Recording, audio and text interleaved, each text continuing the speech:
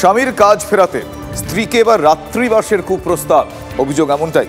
মহিলাকে লাগাতার হুমকির অভিযোগও দেওয়া হয়। হুমকির জেরে সুইসাইড নোট লিখে মহিলার আত্মহত্যার চেষ্টা, অভিযোগ এমনটাই। দুর্গাপুরের নিউ টাউনশিপ থানার নবীনপল্লীতে প্রবল চাঞ্চল্য এই ঘটনাকে কেন্দ্র করে কুপ্রস্তাব দেওয়ার অভিযোগ। তৃণমূলের স্থানীয় 3 নেতার বিরুদ্ধে অভিযোগ দায়ের হলেও এফআইআর না নেওয়ার অভিযোগ পুলিশের বিরুদ্ধে।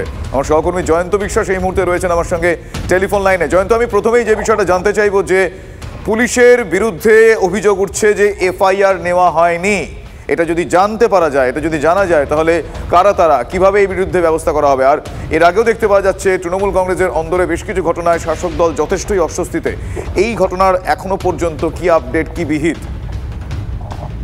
এখন শুভজিৎ, যেটা ঘটনা আজকে সকাল 10টার সময় অভিযোগ করতে যাবে এরকমটাই জানা গিয়েছিল যে মহিলার সঙ্গে এরকম ঘটনা ঘটেছে, যে মহিলাকে প্রস্তাব দেওয়া হয়েছিল, কুপ্রস্তাব দেওয়া হয়েছিল এবং আত্মহত্যা হওয়ার চেষ্টা করেছিল। সেই মহিলার স্বামী এবং তার প্রতিবেশী কয়েকজন যখন এই অভিযোগ জানাতে যাচ্ছে তখনই স্থানীয়রা বাধা দেয় বলে অভিযোগ। যারা অভিযুক্ত তাদেরই লোকজন, তারা বাধা দেয় বলে অভিযোগ। এই লোকজনের ক্ষেত্রে জানতে চাইবো, লোকজন শব্দটা তুমি যেহেতু ব্যবহার করো, আমি জানতে চাইবো যে এই ঘটনায় এ কথা বলার অপেক্ষা রাখে না, সন্দেশখালীর ছায়া আমরা দেখতে পাচ্ছি। সেই ক্ষেত্রে কাদের মদতে কারা এই ধরনের ঘটনা ঘটাতো তা অনেকটাই প্রকাশ্যে চলে আসে। এই ক্ষেত্রে তেমন কোনো বিগ শট রয়েছে কি?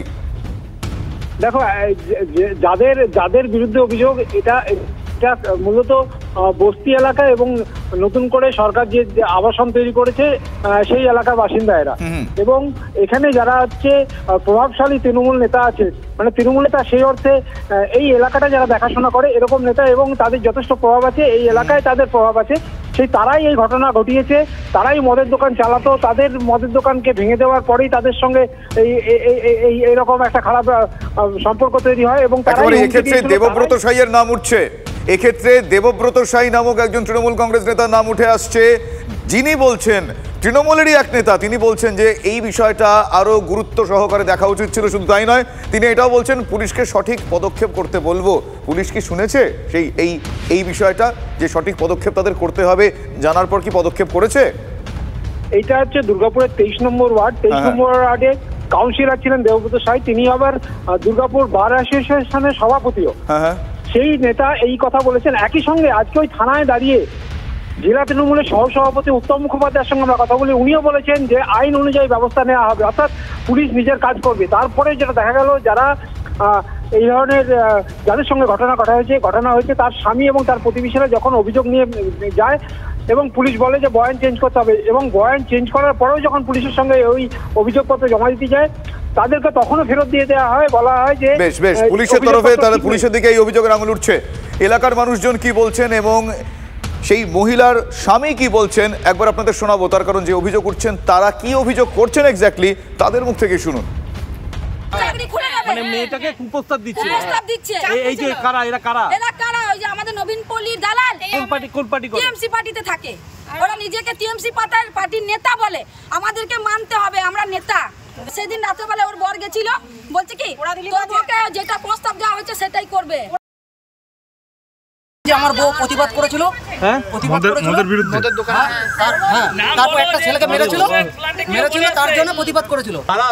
তার হচ্ছে সুকুমার দিল্লি, আর একটা আছে বাদল। এটা কি তৃণমূল করেছো? হ্যাঁ, তৃণমূল করে কুপ্রস্তাব দিয়েছে, তো পায়ে ধরতে হবে। খুব স্বাভাবিকভাবে এই সমস্ত ঘটনায় রাজনৈতিক রং লেগে যায়।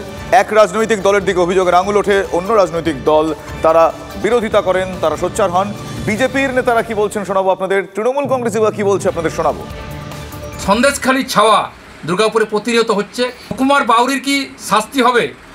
সুকুমার বাউরি যে কুপ্রস্তাব দিলেন, তৃণমূল কংগ্রেস কি কোনো পদক্ষেপ গ্রহণ করবে? তাকে দল থেকে বহিষ্কার করবে?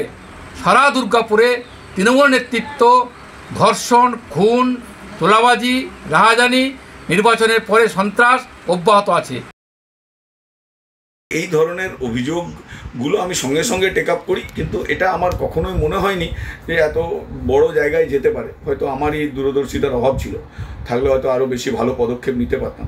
কিন্তু আমি দুপক্ষকে ডেকে পাঠিয়েছিলাম, যে মানে আরেকটু বেশি গুরুত্ব দিলে ভালো হতো।